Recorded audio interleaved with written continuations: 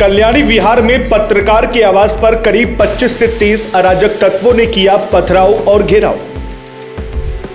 हमलावरों ने जाति सूचक गालियां देते हुए परिवार को जान से मारने की धमकी दी। पुलिस को रात 12 बजे और शाम 4 बजे सूचना दी गई, पर 6 बजे तक कोई कार्रवाई नहीं हुई।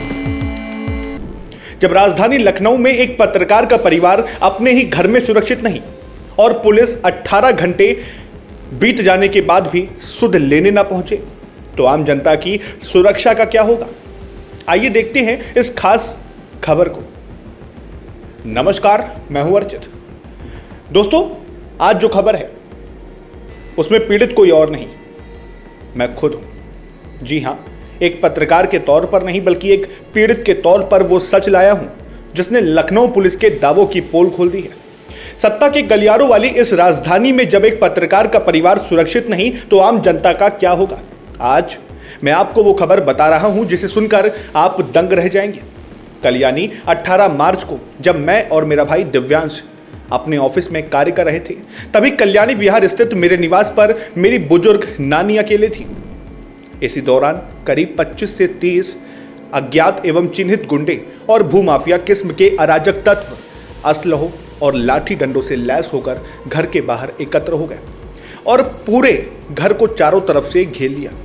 हमलावरों में कुछ व्यक्तियों की पहचान पप्पू सिंह, देवेश उर्फ गुड्डू सिंह, राजेश सिंह, अरुण सिंह, दिवांशु सिंह उर्फ गिल्लू, ओम प्रकाश सिंह उर्फ राजू, हार्दिक और गुरमीत सिंह के रूप में हुई है।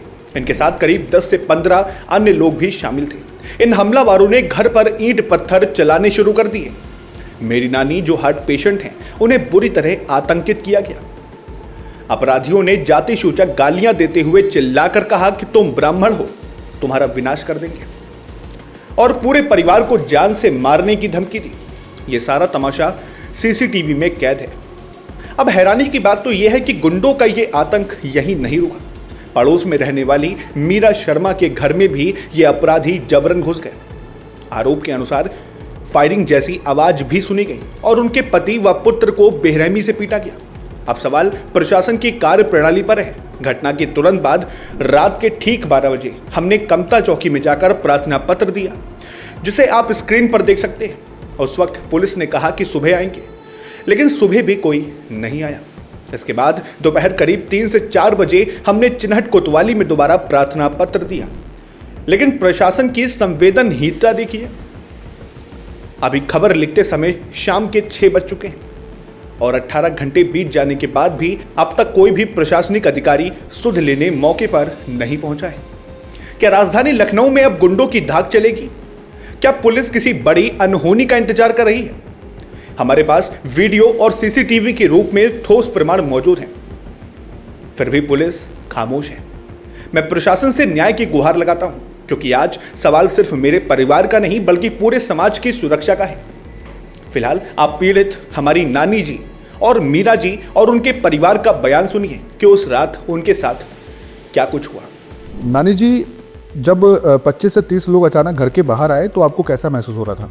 मेरा दिल धड़कने लगा, घबराने लगे कि ये क्या हो गया है। सब लोग हमारे घर पर क्यों हमला बोल रहे हैं, चिल्लाने लगे, गाली देने लगे। हम दहशत खा करके चुपचाप गेट के सामने आए और देखा, देख करके घबरा कर बैठ गई। जैसा कि हमें भी याद है, क्योंकि आप हमारे रिश्ते में नानी जी हैं, आपके हार्ट में प्रॉब्लम है, आप हार्ट पेशेंट हैं, मतलब आपको हृदय की कोई समस्या है? समस्या है जी, घबराने लगा हमारा। तो आपको उस वक्त कैसा लग रहा था? ऐसा लगा, घबरा रहा था जी कि ऐसा ना हो ये लोग अंदर घुस करके हमको मार डाले। कहने लगे आप ब्राह्मण हैं, आपका विनाश कर देंगे। क्या गालियाँ भी दे रहे थे? क्या गालियाँ दे रहे थे, बहुत ज़ोर ज़ोर से गालियाँ दे रहे थे, गेट भड़बड़ा रहे थे, भड़बड़ कर रहे थे। अच्छा, जैसा आपने बताया कि ब्राह्मण को लेकर जाति सूचक शब्दों का इस्तेमाल किया गया, तो क्या शब्द थे, एक बार दोबारा बताएंगे? कहने लगे कि आप ब्राह्मण हैं और हम ब्राह्मण का विनाश कर देंगे, तुम्हारे घर का विनाश कर देंगे। इतने लोग थे, वो सब इसी तरीके से चिल्ला। क्या संख्या, आपको अनुमानित संख्या कितनी लग रही है? अरे 20-25-30 लोग रहा पूरा गली में हमारे। अच्छा, ठीक है, धन्यवाद।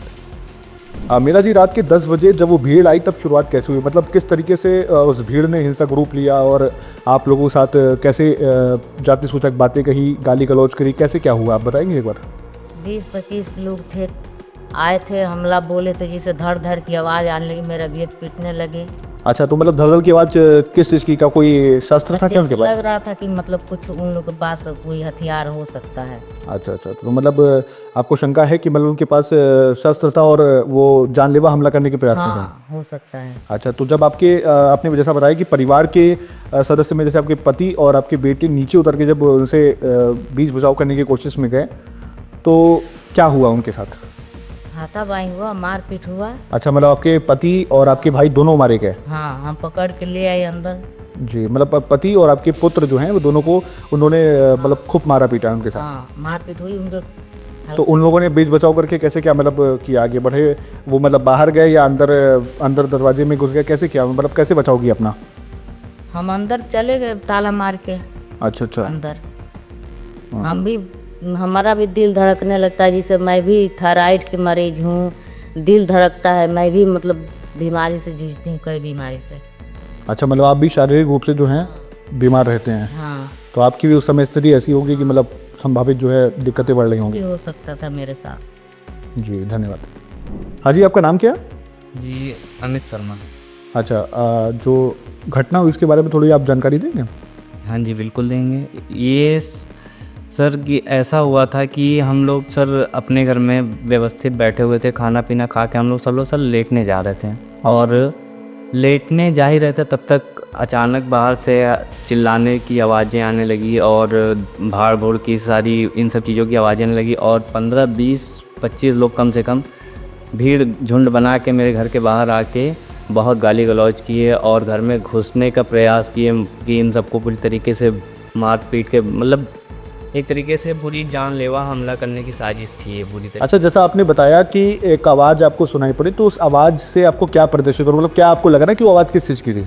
वो आवाज़ से आशंका यही थी कि जहाँ तक उन सबके पास कुछ हथियार हो सकते हैं। अच्छा, क्या आपके पास उसका कोई वीडियो में कोई आवाज़ है जो मतलब जिससे ये लग सके कि हाँ कुछ उनके पास था? जी, वो फुटेज हमारे पास है। चलिए, मुझे आप उसको जो है प्रोवाइड करिएगा। बाकी आपसे जानना चाहेंगे कि आप लोगों ने बचाव कैसे किया? बचाव का एक यही ऑप्शन था वहाँ पे कि वहाँ से सर हम लोगों को दुम दबा के पहली चीज़ तो घर के अंदर भागना पड़ा और गेट जानबूझ के बंद करना पड़ा कि अगर गेट ना बंद होता तो ये सब बहुत भारी तरीके से पड़ जाते हम लोगों के ऊपर। अच्छा, तो इसमें आपकी माताजी और आपके पिताजी और आपको मतलब जो है हमलावरों ने जो है चोटिल किया और ये भी यहाँ तक कि जब हमने और पिताजी ने विरोध किया कि घर की महिलाओं से सही से बात करो तो उन लोगों ने मारपीट भी की हम लोगों के साथ उस तरीके गलत तरीके से। क्या आपको क्या लगता है कि इसके पीछे क्या कारण है? क्या मतलब दबंगई है इनकी हर बार की? पहले भी आपके साथ ऐसी कोई वारदात हुई है? एक बार और भी सर हुई थी कि हमारे पिताजी को इन्होंने 4-5 साल पहले बीच चौराहे पे एक बार थप्पड़ मारा था। एक बार और भी ये हो चुका है। अच्छा, और ये सर जो हुआ था ये तीसरी बार की ये वारदात है। क्या आपको ऐसा लगता है कि ये जो परिवार है जो ये वारदात को अंजाम दे रहा है वो पूरी तरीके से अपना रुतबा कायम करने के उस पर चल रहा है क्या? जी, ये पूरी तरीके से अपना रुतबा कायम करने के उस पे चल रहे हैं। जैसे कि इन लोगों ने किया कि मोहल्ले में 2-3 घरों पे हमला करना अचानक से और अच्छा, पहले भी ये कई वारदात ऐसे कर चुके हैं, मतलब इनके मामले जो हैं विचाराधीन होंगे, ऐसा है? चलिए, धन्यवाद।